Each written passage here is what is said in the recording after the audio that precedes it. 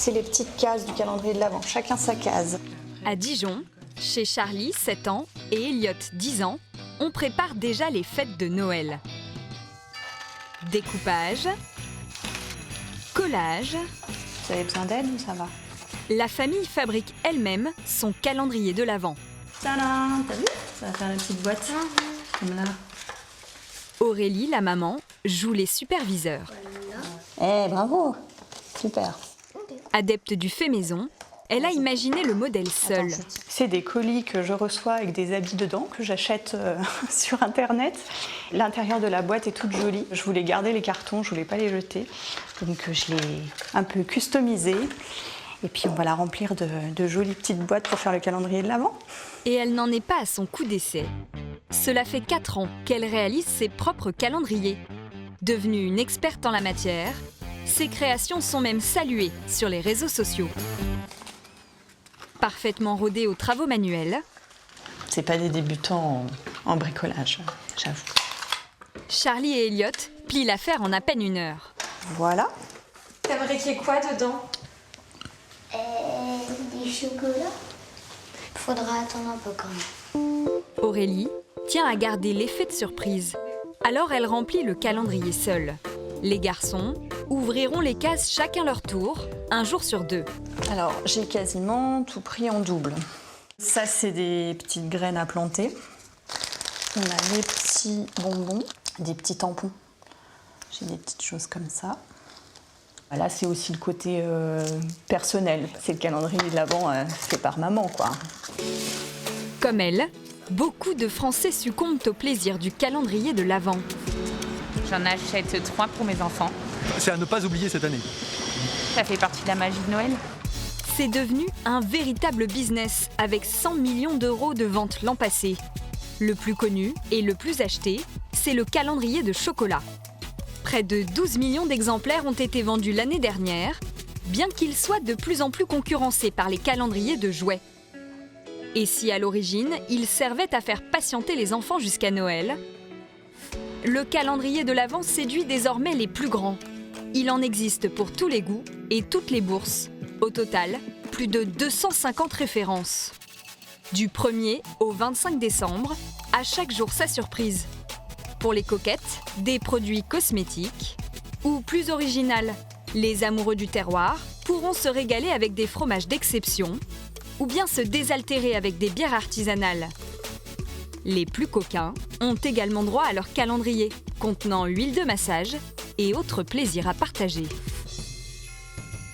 Le marché est hautement stratégique pour les différentes marques qui possèdent presque tous leurs modèles, d'autant que l'essentiel des ventes se réalise en 15 jours fin novembre. Alors pour tirer leur épingle du jeu, elles se livrent une véritable guerre des calendriers de l'Avent. Pour le comprendre, il suffit d'aller dans une grande surface, à l'approche de Noël. Elle est quand même très sympa la PLV. Hein. Léo Langevin, à gauche, a de quoi être satisfait. C'est le chef de secteur d'un fabricant italien de chocolat. Son travail, rendre sa marque plus visible que celle de ses concurrents. C'est super, ça nous a permis vraiment d'insuffler un air de Noël à l'entrée du magasin. Et cette année, il a réussi un coup de maître. Il a décroché un emplacement stratégique, 16 mètres carrés juste à l'entrée du magasin, impossible de passer à côté. Ce qui m'a plu, moi, c'est que si tu veux, c'est un chalet de montagne, mais à Paris. On a de super ventes, c'est vrai que ça nous a permis de booster par rapport à l'année dernière. Si le décor du chalet a été choisi pour attirer les acheteurs, ce n'est pas un hasard. Il évoque l'un des calendriers de la marque, et pas n'importe lequel. Ça, c'est la meilleure vente sur le marché. C'est vraiment le produit préféré et le plus plébiscité, si je peux dire, par les Français. Le chalet, c'est 2 600 000 exemplaires vendus l'année dernière. Et ce n'est que l'une des 10 références destinées principalement aux enfants. Parmi elles, il y a aussi une nouveauté censée attirer un public différent. On va par exemple cette année aller chercher une visée qui soit plus ludique. Donc on a des calendriers avec 6 petits livres, 6 petites histoires. La marque innove chaque année car l'enjeu est colossal. La période des fêtes représente 25% de son chiffre d'affaires. Ok. Alors, pour toucher un maximum de personnes et s'inviter chez vous pendant 25 jours, les petits, mais aussi les grands, n'ont pas été oubliés avec ces 2 modèles supplémentaires. Une stratégie payante, puisque la marque qui a écoulé 5 millions de calendriers l'an dernier est leader auprès des enfants et surtout, elle a relégué ses concurrents en fond de magasin. Si ce fabricant propose des calendriers depuis 20 ans, d'autres arrivent tout juste sur le marché. Chez ce traiteur parisien de renom, les pâtisseries raffinées remplissent les vitrines de cette boutique. Et à l'étage, Sur le cake de Noël, ça fait les modifs. les équipes du marketing travaillent sur les fêtes de Noël. Andrea, la chef de produit, et Marie-Charlotte, la directrice du service, sont chargées de créer un calendrier de l'Avent. On sera sur une branche, à peu près comme ceci. De toute façon, on va voir au niveau de la taille. Les petites pochettes seront suspendues une après l'autre. Et donc à l'intérieur, on retrouvera nos petits biscuits. Ça va être canon. Elles ont imaginé un modèle très tendance, avec des éléments naturels et un aspect fait maison. C'est seulement la 2e année que le traiteur propose un calendrier de l'Avent. Il a succombé à ce phénomène de mode dans un but bien précis. Le calendrier de l'Avent, c'est un bel outil de communication qui permet de faire acheter parce que je pense que les personnes vont aussi découvrir nos bûches et qu'on va les amener sur le cœur de notre business, que sont les autres produits de Noël, les macarons qui sont les meilleurs de Paris, évidemment. Voilà. Pour que le calendrier séduise, il faut que le contenu soit à la hauteur. Pour cela, les jeunes femmes ont rendez-vous en cuisine avec le chef de la marque. J'ai tout fait comme tu m'as dit, tout bien rangé par chiffre. Objectif, finaliser la sélection des confiseries et établir leur ordre. Commencer par les petites fritures donc de Noël, comme ça on rentre déjà dans le thème dès qu'ils ouvriront leur petit sachet. Mais très vite, la directrice identifie un problème. Et du coup, ça fait que les 5 premiers jours, t'es que sur la friture. On peut changer sur les deux, passer soit sur le mendiant ou l'ourson. Et après, on peut revenir du coup sur les fritures.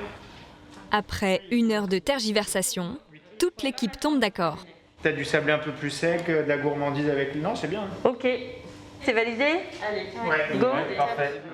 Dernier impératif à prendre en compte, le budget. Moi, je trouve que ça fait beaucoup de gros sablés. Au niveau du pricing, on va s'en sortir, Andrea? Je pense qu'on peut être... on en a 3, bon 4. Parce que c'est quand même déjà très gourmand.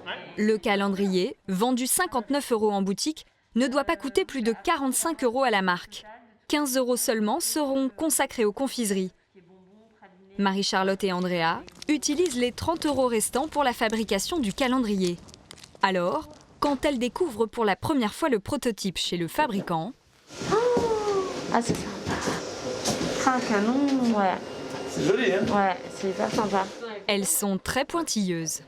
Elles sont pas un peu plus grandes, les poches? Si, j'ai l'impression, non? Elles sont un peu plus hautes, non? Les 2 femmes se lancent dans une véritable inspection. Il y a le bleu, là, qui a un peu on va dire d'étain sur les pochettes. On est quand même sur des sachets assez fragiles. Quand on vend un calendrier à 59 €, on veut vraiment que tout soit parfait. La production du calendrier coûte cher, car il ne sera fabriqué qu'à 200 exemplaires. Et surtout, de l'impression au pliage, tout est fait à la main. Quelques semaines plus tard... Faut que tu mettes au milieu, je pense, Adrien. Non, mais c'est super, hein. C'est comme un mobile pour enfants. Les calendriers arrivent tout juste en boutique. Bonjour. Bonjour madame, bonjour monsieur. Déjà en vente sur Internet, cette cliente a craqué immédiatement et le prix ne l'a pas freinée. J'essaye toujours de privilégier des calendriers un peu originaux, un peu sympathiques, et là, là je suis comblée. Mieux, comme l'espérait Marie-Charlotte, en plus du calendrier, la cliente a également acheté des macarons. Merci beaucoup. Si l'on comprend que le calendrier de l'Avent est une bonne affaire pour les marques, en est-ce une pour les consommateurs? C'est bon, ça part, elles vont être contentes. Gwenaëlle Gonzalez est la cofondatrice d'une jeune marque qui distribue des produits bio. On en a 65, il nous en reste encore 2 à faire. Et en ce moment, toute l'équipe est focalisée sur un produit. En fait, c'est que tu as coincé le petit œillet. C'est ça. En 8 semaines, les petites mains de la marque ont dû fabriquer 2000 calendriers de manière artisanale.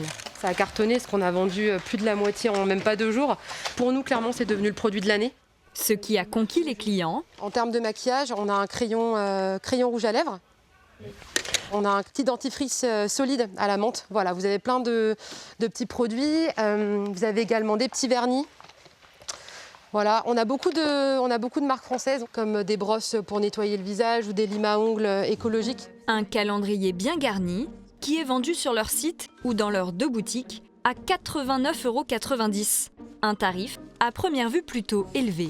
Mon petite réunion sur le calendrier de l'Avent. Mais pour Julie Richard, l'autre fondatrice de la marque, le prix est justifié. On l'a défini en fonction d'une part du prix psychologique que les gens sont prêts à mettre, en fonction aussi de la concurrence, et puis aussi en fonction de la valeur produit. Cette année, on avait un coffret qui a une valeur produit de plus de 200 €. Avec une valeur totale des produits 2,5 fois plus importante que le prix de vente, celui-ci semble être une bonne affaire pour les clients. Un phénomène courant pour les calendriers cosmétiques et qui est même devenu un argument de vente. Pour arriver à ce tarif, les jeunes femmes ont leur technique. Le calendrier de l'Avent, c'est notre plus gros produit de l'année. Ce qu'on va proposer à nos marques, c'est une très très belle visibilité sur la communication de notre site, nos vidéos, etc., tous nos supports. Et ça, c'est vraiment ce qu'elles vont rechercher. Parfois, on n'a même pas besoin d'aller proposer aux marques. En fait, c'est elles qui viennent nous voir en nous disant « Nous, on serait intéressés pour être aussi dans ce calendrier. » En échange d'une importante publicité toute l'année, les marques de cosmétiques acceptent de vendre leurs produits pour le calendrier au seul coût de fabrication. It's coming. Alors, en coulisses, durant les mois de novembre et décembre, Julie et Gwenaëlle accentuent leur présence sur les réseaux sociaux par tous les moyens. Salut! Ah, c'est beau comme ça. Les jeunes femmes ont rendez-vous dans leur boutique d'Orléans. Salut! Ça va? Elles ont invité Chloé, une blogueuse spécialiste des cosmétiques bio. Bon, on te montre la bête? À qui elles offrent un exemplaire. Et voilà. Ça fait du bien d'avoir des couleurs qui changent du rouge, du vert. Faire appel aux blogueuses bio permet à la marque de toucher une cible précise. C'est des personnes qui ont des communautés très importantes et nous, ça nous permet de gagner encore en visibilité et de pouvoir diffuser notre image, diffuser aussi nos produits sans problème. Reste le plus important, voir si le contenu plaît. Allez, vas-y, fais-toi plaisir.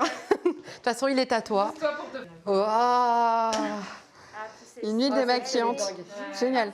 L'opération séduction semble bien partie. J'ai l'habitude d'avoir des calendriers de l'Avent, j'en ai tous les ans. La cosmétique, ça fait de nombreuses années en fait que j'achète des calendriers ou j'en reçois tous les ans. La première case déjà donnait bien envie avec le premier produit. Donc j'ai hâte de voir la suite. Et quelques jours plus tard, effectivement, la blogueuse vante le calendrier auprès de ses abonnés. Une belle page de pub pour un investissement minimum. L'an prochain, les jeunes entrepreneuses ont déjà prévu de fabriquer 3 fois plus de calendriers de l'Avent que cette année.